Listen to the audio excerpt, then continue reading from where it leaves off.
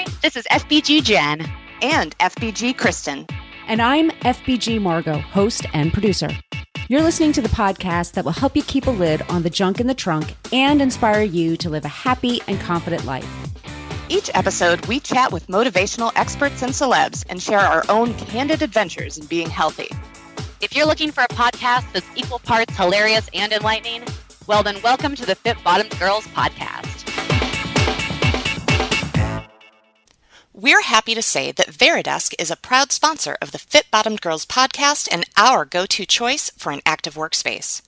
Veridesk quickly and easily transforms your desk into a standing desk, and you can try it all risk-free for 30 days with free shipping both ways. Find out more at veridesk.com. That's VARI desk.com. Welcome back to the Fit Bottomed Girls podcast. This is FBG Margot, and on the line today I have Jen. Hey guys. And I have Kristen. Holla. And we have a returning champion on the show today, you guys. Returning champion. Our favorite Canadian. Her favorite Canadian. And that's saying something because we like Canadians. So Dave Smith is on the show again today. And I wanted you guys to tell the audience about the 10 and 4 challenge, please.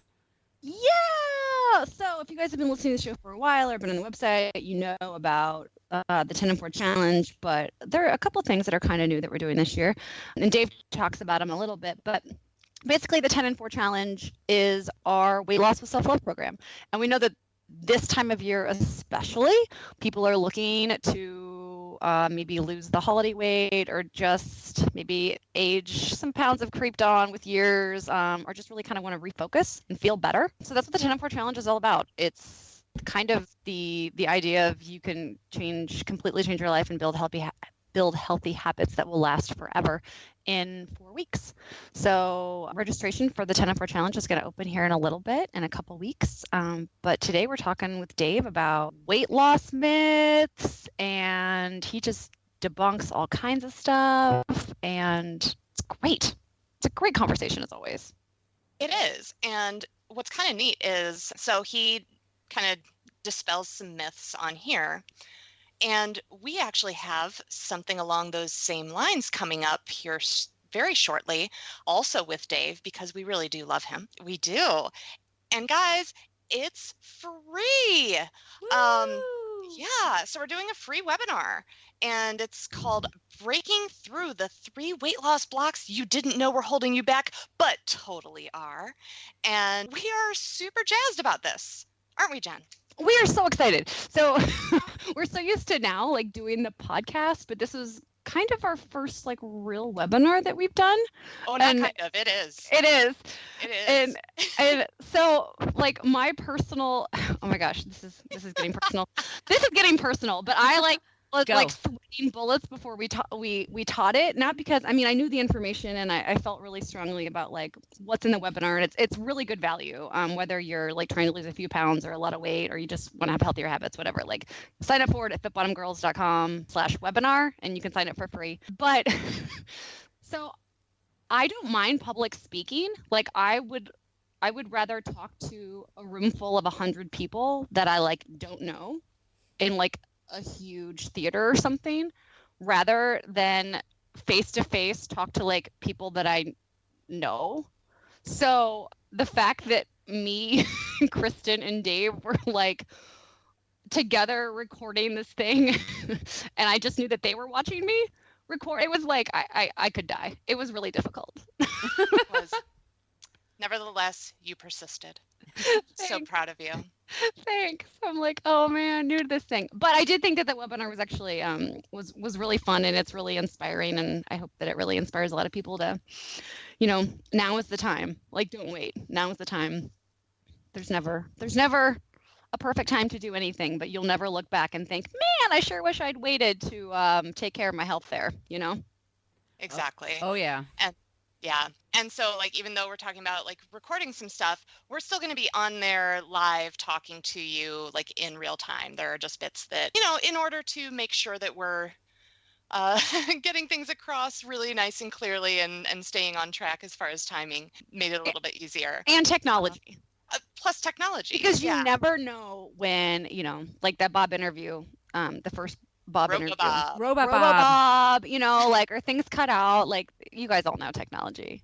Yeah, exactly. So yeah, so that's gonna be really exciting, and that is you can sign up for that. Like we said, it is free. You can sign up for that at fitbottomgirls.com/webinar. That's WEBINAR in case you're as new to the webinar world as we are. And it's a fun webinar. Like, I know sometimes webinars sound kind of like, oh my God, I was at work and I had to do this stupid webinar. No, it's not a stupid webinar. It's a really fun one. Yeah. So please join us. You know what's interesting about webinar? What? Is that the more you say it, the less it sounds like a real word. Is Yeah. anybody else there with me yet? Because I'm 100% there. Like a made up web word. Yes. Which I guess it probably is. Yeah, it probably is. Yeah. It's kind of like blog. Like, who made that up? Really? Like, yeah, that sounds fake too. Anyway, and if you guys are interested in the 10 and 4 challenge, our weight loss with self-love program, information for that is at fitbottomgirls.com/coaching. And it's always a like super fun, like literally life-changing good time for the women who go through it. So, yep. Oh, if you've looked into it before but weren't sure, maybe you should know. We've got a funky new dashboard.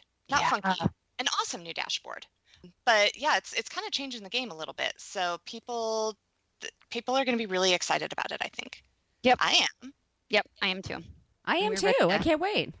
Make the new year the best year possible.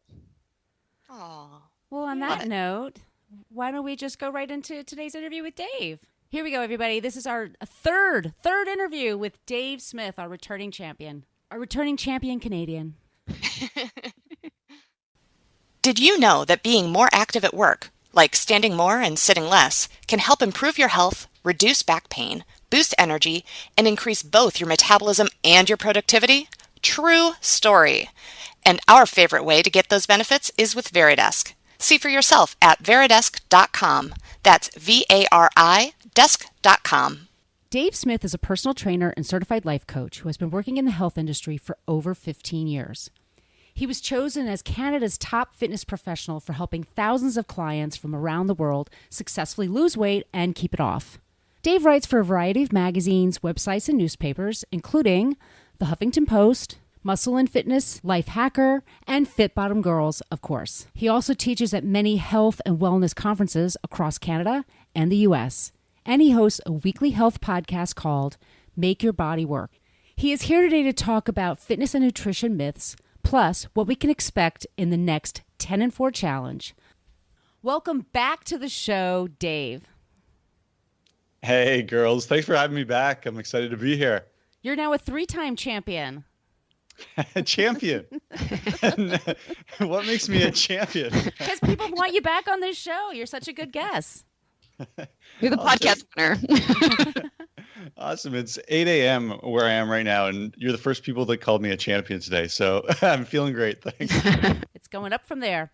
So let me ask you the first question, if that's okay.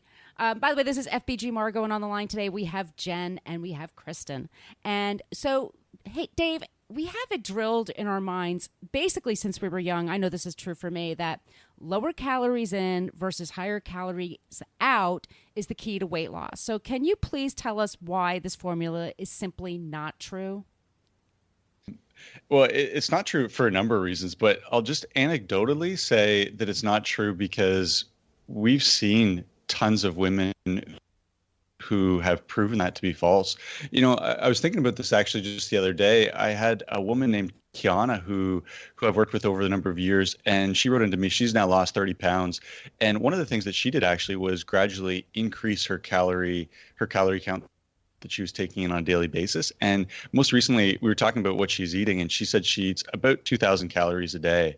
And I thought that's important to share because 2,000, that number, what's your reaction when you hear that number 2,000? Like, does that sound like a lot or a little? It sounds high to me. A lot for a woman. Yeah. A lot for a woman. Yeah, exactly. And I know through the women that we work with quite often, that will be the reaction. They think they need to eat somewhere around 1,000 or 1,200 calories. And it's simply not true because our bodies, especially if someone's exercising, if they're active, our bodies just need a certain base level of calories to function. It's called your BMR. And the further that we get from that, the less and less calories that we take in, the more our bodies, there's a chance that our bodies go into the unofficial term is starvation mode, and that idea of our body just wanting to hold on to everything that we have because we're not sure where that next calorie is going to come from. And so it just sets up a bad position, especially for women. The less calories they eat, the more their bodies are nervous about where those calories are going to come from. Is your body going to be fed the way that it needs to be fed? And the result is metabolism gets depressed, it really slows down, our bodies start to hold on to fat, and just it throws everything out of whack. So I know that's a common myth, one that a lot of people fall into, but trust me when I say it's not true. In fact, if any women are listening to this and you've been restricting your calories for a long time, I'd say, hey, maybe it's time to start eating more. And I know that's a scary proposition, but I almost will guarantee you, if you've been on a calorie restrictive diet for a long time and have seen your weight stagnate or maybe even start to gain a little bit of weight, try bumping it up 200 calories, 400 calories, and see the difference it'll make. And it's funny too, because when I think about the whole calories in, calories out thing, and there for a long time, I think so many women were like, it's still just like counting calories. And I think the stress that comes in to always counting the calories. And then if you go off and you think you ate quote unquote too many calories, and you kind of freak out about that. And there's not a lot of emphasis there also on like the quality of food that you're eating to get those calories. So, obviously there's a huge difference between eating like, salmon and broccoli versus, donuts. The body responds differently. Can you talk a little bit about nutrient density and how people can maybe start to shift their thinking to, if you are going to be like, okay, I'm going to eat more, how can you help shift that thinking to maybe more than just calories? Mm-hmm. Yeah, that's a great point. One of the things that we talk about, girls, when we're coaching women through the whole weight loss process is to talk about eating vegetables at every meal. And what do you normally get when someone hears that? The reaction is, well, what about breakfast? How am I supposed to eat vegetables at breakfast? And, we give a bunch of different meal options. And one of the things that I think all of us do are smoothies, green smoothies. And one of the reasons why that's so important is because setting yourself up by eating a nutrient-dense meal, one that includes vegetables first thing in the morning, it is a huge contributor to preventing food cravings later in the day. So you asked the question about nutrient density versus just calorie counting. Well, if you're feeding your body the nutrients it needs to perform optimally, then it only makes sense that as the day goes on, there's going to be a reduced chance that your body's going to crave things that it might not actually need, but those cravings often come from just getting by. So I'll give you an example. Say you woke up in the morning and you ate a bowl of, I'm going to say Raisin Bran just because it's my favorite cereal, but say, really? I love Raisin Bran. But if you ate Raisin Bran, which is very low nutrient density, there's some carbohydrates in there, there's some sugar in there, there's a very high likelihood by mid-morning or certainly by mid-afternoon, because your body hasn't really had any nutrition, it's just had these empty calories, it's going to crave something that'll give it an energy boost. And the quickest energy boost our body can think of is sugar. And so that will be the next craving. And you contrast that with a green smoothie that has, some kale in it, some protein in it, some fats in it. Our body is set from that very first meal of the day with the nutrition that it needs. The chance of having that same sugar craving midday drastically goes down. Brilliant. So, all right, let's talk about another super common thing that so many women who are looking to lose weight deal with, and that is the scale. They live and die by the scale. And if the scale says that they lost weight, then they feel good. If the scale says that they didn't lose weight or that they gained, then they feel bad. So obviously, we want everyone to feel good all the time. But can you talk a little bit about why that number on the scale isn't necessarily indicative of success or failure? And then maybe touch on some ways to kind of break free of those feelings that are tied to a stupid little number that flashes up when you step on a little machine. Yeah. The scale is so love and hate, isn't it? Yeah. Yeah, totally. Sorry, I was on mute. Yeah. Yeah, the scale's so love and hate because it can, and we see this in the 10 and 4 challenge as well. When the scale moves in the right direction, it's this huge sense of excitement, source of excitement and happiness. But if it doesn't move, all of a sudden it's, well, what did I do wrong? And, I think back to, there's a woman I work with, Jen and Kristen. I don't know if you were working in the 10 and 4 challenge with me when Maria was in the program, but I remember specifically the first week of the program went by and the scale didn't move for her at all. She lost zero. She didn't gain any weight. And all the other women typically, they're talking about how, hey, I lost 5 pounds or I lost 3 pounds, or everyone's really excited. And Maria was really upset because the scale didn't move.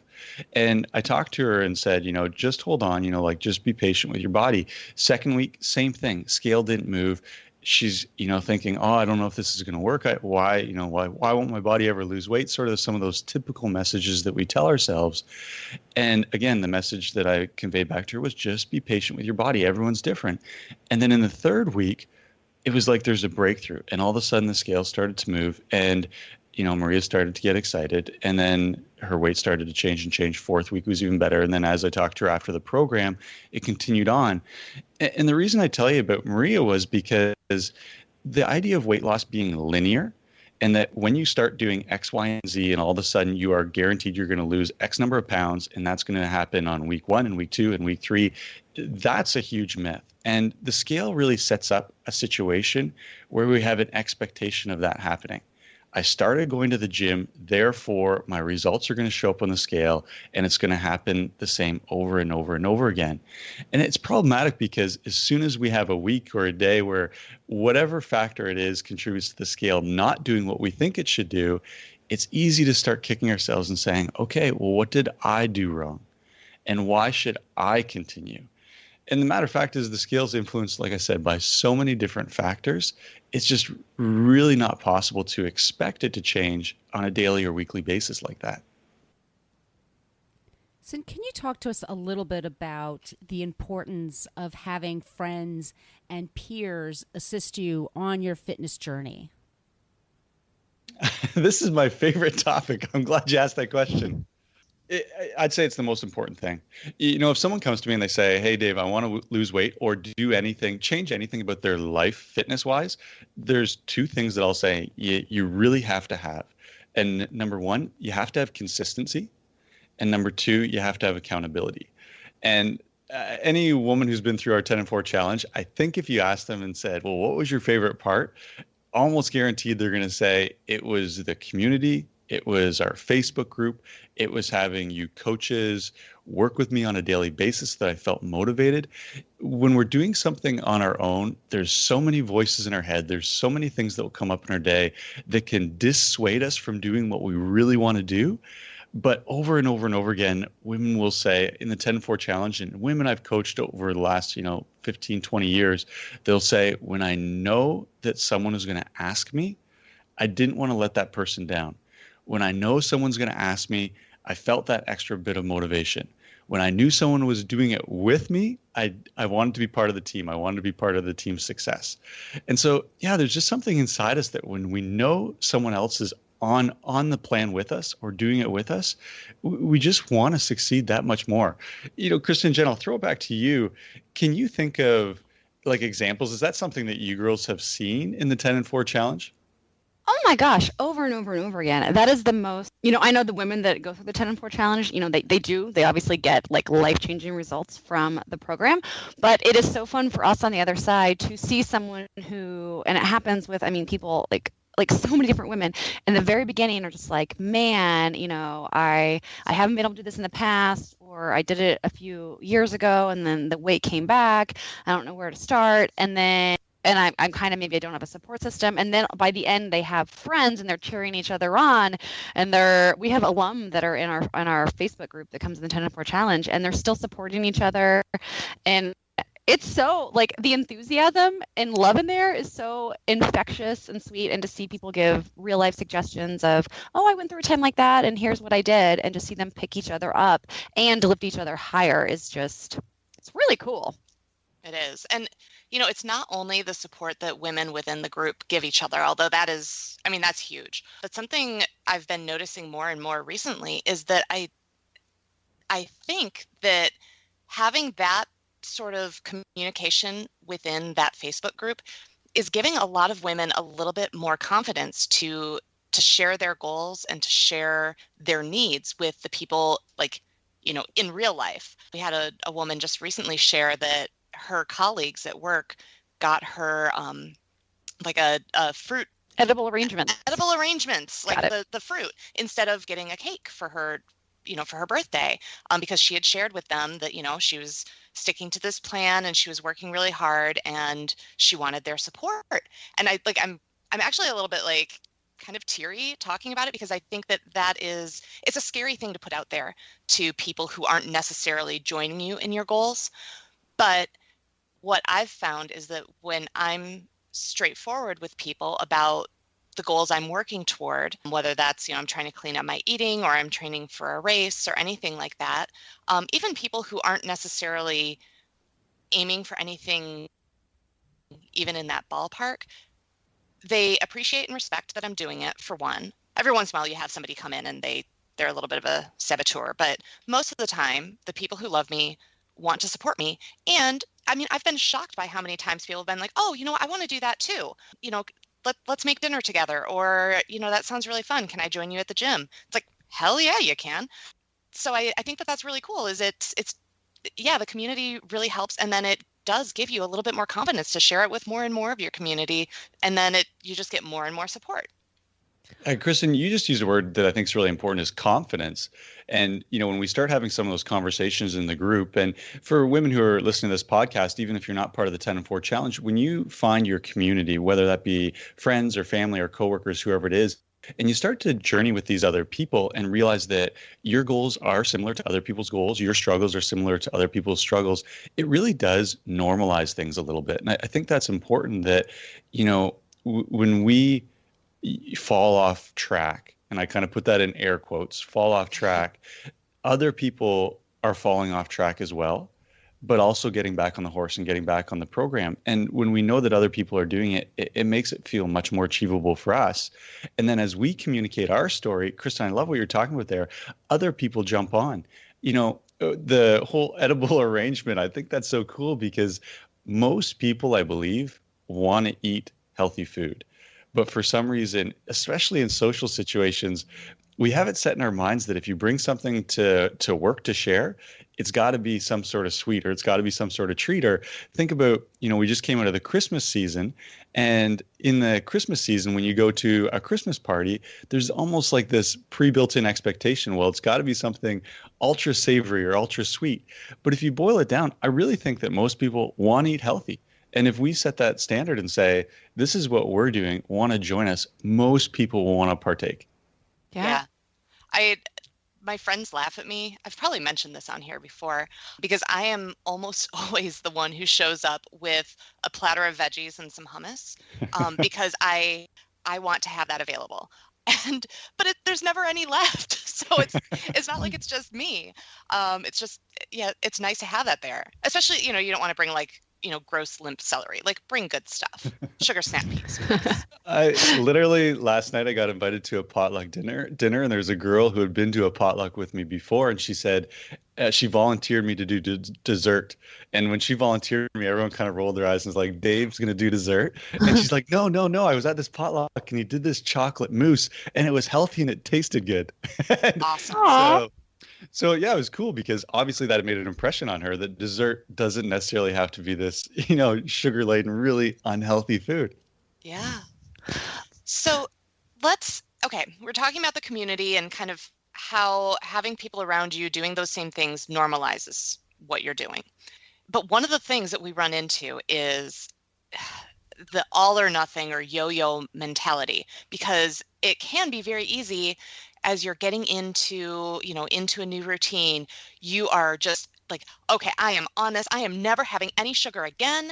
And I am going to hit the gym every day and everybody's with me. We're so excited. This is great. Except that's not sustainable. So what are some ways that you suggest for people to break out of that cycle?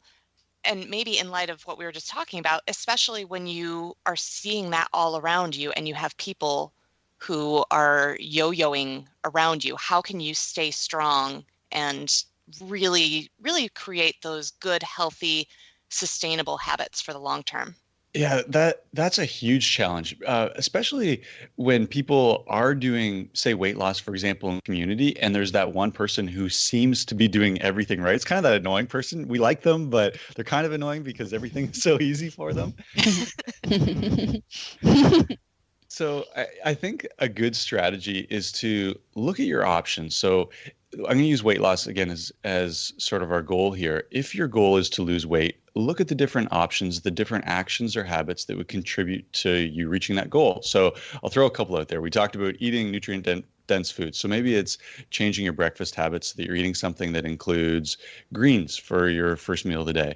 Maybe it's moving your body differently or moving your body more frequently. So doing some sort of new exercise. Maybe it's going to bed earlier. Maybe it's drinking more water, whatever it is.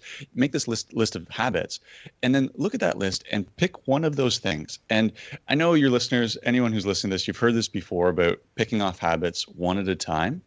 It is so important. And the word I always use is mastery, to master that one habit.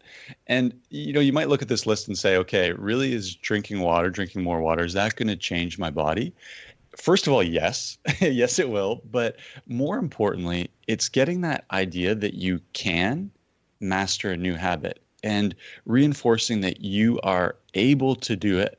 Because let's, again, using water as an example, say you set your goal as drinking 8 cups of water. So that's in the 10 and 4 challenge. That's kind of our base minimum. And then we add some more water based on your activity level. If you were to drink 8 cups of water and said, that's my goal, that's what I'm going to change. The other things, I'm going to keep those in mind. And if they happen, great. But I'm going to focus on mastering water. Do you think you're going to be able to do that? Yeah, like that's something that's very, very doable. Put out a couple glasses of water, fill up your water bottle, like set it on your clock. There's so many things that you can do that will help you master that habit. Do that for a week, do that for 2 weeks. Forget about the other things. If you're struggling with those other things, no big deal. Once you become a master of drinking the right amount of water for you, then move on to habit number 2. Well, now I'm going to focus on becoming a master of eating a healthy breakfast. And this approach of picking them off one at a time, it's very achievable. Like I said, you can change today. You can start changing your mastery over drinking water. But then B, it's such a confidence boost because even that word, doesn't it feel good to say, I just mastered that habit? And so that sort of approach, picking them off one at a time, becoming a master, but still at the same time, being conscious of the total spectrum of habits that you do want to achieve, that's the way to do it, as opposed to going and saying, okay, there's these 10 habits. I'm going to change these all at once. And geez, if I don't do that, I'm not keeping up with, my friend or my sister or whoever else is doing all these things. Let's go one at a time. Let's become a master. Yeah. And it takes the decision making out of it, which I think is really helpful. I ran into something when I was hosting Thanksgiving, and there were a couple of things that I did, just like getting up and going for a run, and I said no thank you to some soda, and someone said to me, like, God, what was it? You're so disciplined. And I just thought, it doesn't feel that way because those are just things that I do. Like, I'm not doing that because I'm thinking that I have to, or I'm really struggling to do it. Like, no, that's just how I do life. So then it does become easier to start mastering new things because those other things are they just are. It's just done. It's no longer a difficult choice to make. Yeah, Kristen, I love that you said that because quite often, do you girls ever get people that will say those sorts of comments to you and then maybe, preface it or end it by saying, well, yeah, and it must be nice. It must be nice to be you, or it must be nice to work in the fitness industry. And Right. I think it's so important for us to normalize it and say, geez, we're people too. We struggle with different things too. I know an example for me is I've really wanted to change my body flexibility wise. And so I started going to yoga, and I would see these guys in my yoga class who were so much better than me. And admittedly, I had this sort of self-talk, this negative self-talk. Oh, Dave, you'll never be able to do what they're doing. And so I started talking to them in the change room and found out all these guys have been doing yoga for like 6, 8, 10 years. And I've been doing it for 2 weeks. And so it was that idea of, well, how am I expecting to master something that someone else has been working on for maybe a decade? And I think that's important too, is when we start comparing ourselves to other people, we don't know those other people. We don't know what their story is. So that comparison is not useful at all. Instead, focus on us, focus on what we're trying to master, look at our progress by knocking off one habit at a time. You know, it's so interesting. We had a guest on, Millionaire Hoy, on the show that's going to be airing. It aired a couple of weeks ago, but my favorite quote from him was, "Practice is underrated." You know, just doing something every single day, and then little by little you get better at it, and that's where you see results. Yeah, 100%. I love that. I'm going to steal that quote from you. Yeah. Practice is underrated. Millionaire. So going on to that. So one of the biggest mistakes, what I was going to say is about fitness mistakes people make is, you know, when they're starting a new workout regimen, I would say is that they do the comparison trap, you know, and they compare themselves to the best people in the room on the first day that they arrive, and that, you know, hurt your confidence. What other fitness mistakes do you think people make when they try to start a new workout routine? Yeah, well, I'm going to tie this back specifically to weight loss. So one of the huge ones, and particularly in January, is the idea that exercise is my path to losing weight. And Jen, I think you've thrown out in our group a couple of times that you can't exercise yourself thin. I think that you've said that a number of times, right? Maybe. Sure. You're wise. You're wise. So. Sure. I'm so wise. I know. Yeah. Yes. Go ahead. Yes. I'm totally. Yes. So I'd say that approach, thinking that we can exercise ourselves thin, or that exercise is going to be the key ingredient to getting to our goal, is a bit of a problem right from the get-go, because then the tendency is to say, well, if exercise is going to be my key to weight loss, I need to do exercise where I can see a number, I can see a huge number of calories being burned. And when you think about going to the gym, well, where can you do that? You can do it on a piece of cardio equipment. And so in January, when you go into the gym, where are hundreds of people? They're all on their treadmills, on the ellipticals, on the stair climbers, and usually there's a lineup of people waiting to get onto those machines. And so the myth, the problem is, I need to burn a ton of calories in the gym. That's going to lead to losing weight, and the best way to do that is cardio. And not saying the other areas of the gym aren't busy in January, because they are going to be for sure, but we need to think about a bit of a broader approach, or more holistic approach when it comes to exercise. And in the 10 and 4 challenge, we actually don't really use that term exercise a lot. We talk about movement. And I'd say that's a much healthier approach. So right now, moving into the new year, I throw that out to anyone who's listening right now. Instead of focusing on what do you need to do in the gym in order to lose weight, I would get you to ask yourself the question, how do I like to move, and how can I incorporate that into my day? So how do I like to move?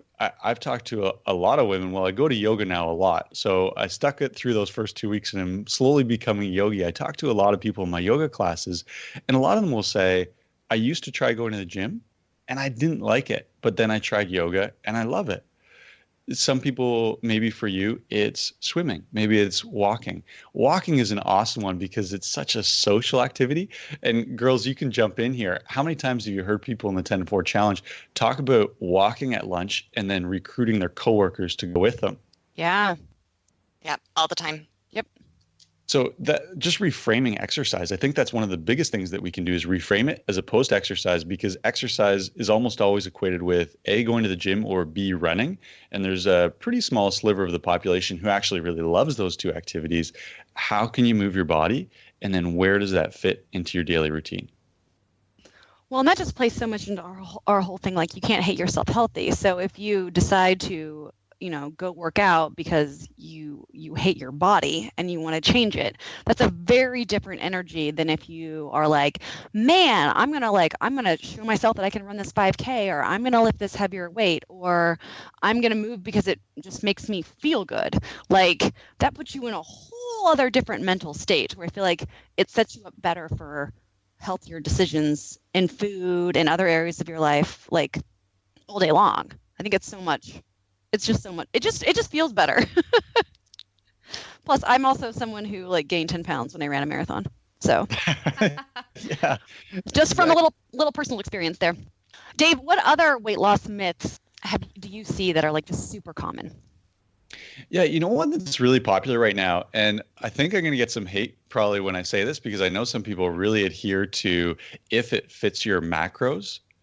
And I don't know if you girls are familiar with this, but it's sort of an eating idea or a diet plan that says you need to eat certain macros per day. So a certain number of grams of carbohydrates, a certain number of grams of fat, a certain number of grams of protein. And if you eat those different macronutrients, it doesn't really matter where the food comes from.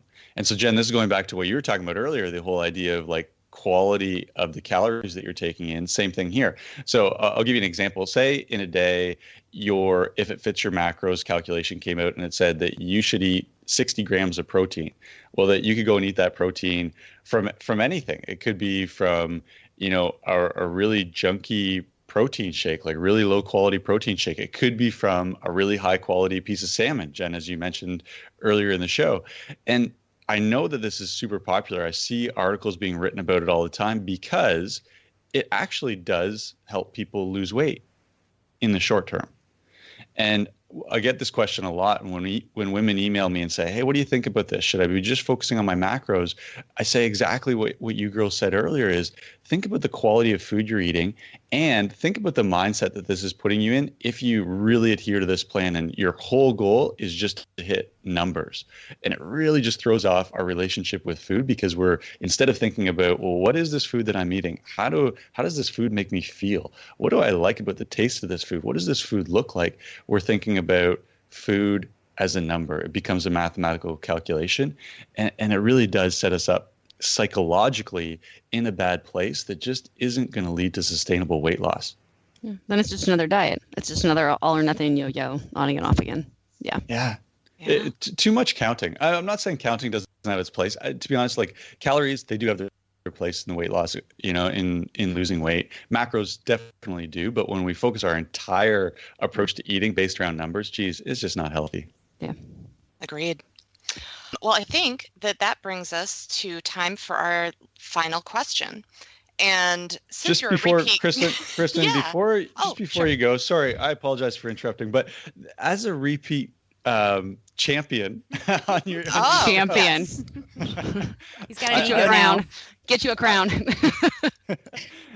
I want to ask you girls a question, and I'm going to steal your question. I don't know if you do this with every guest on your show, but you did it with me, and you embarrassed me once before. So my question to you Justin Bieber. In case anybody had forgotten. I'm not kidding. Before we started recording the show, I was thinking about Justin Bieber. It's like Pavlov's dogs. Now when I think about you girls, I start singing Justin Bieber in my head. That's awesome. So my question to you girls is, what was the last song you listened to? Whoa. Got it? The tables have turned. So I Grown. know mine. I know mine too. Margo, Okay. do you know yours? I know mine. There you go, Margo. You want me to go first? There you go. So it was a Canadian. It was Avril Lavigne, and the song is called Complicated, and it's one of my favorite songs of all time. And I know I'm a grown woman, and I shouldn't, that I shouldn't like a little teeny bopper song, but I still love that song so much. So that was what I listened to. No shame in my game. Margo, that is an old school answer. Wow. Was that on the radio or Yeah, it was on the were you radio. Yeah, it was putting that on playing around. repeat? No, it was on the radio, but of course I turned it up way loud and screamed along to it like a freak. Oh, that's awesome. I heard mine on the radio. I was in the car. I had dropped my daughter off at school. I had gone to drop her off at school, and then I realized that we didn't have her coat, and it's winter and it's cold. So I was like, oh God, we have to drive back home. And she also didn't have socks on. So it was like the morning was going great, getting her ready.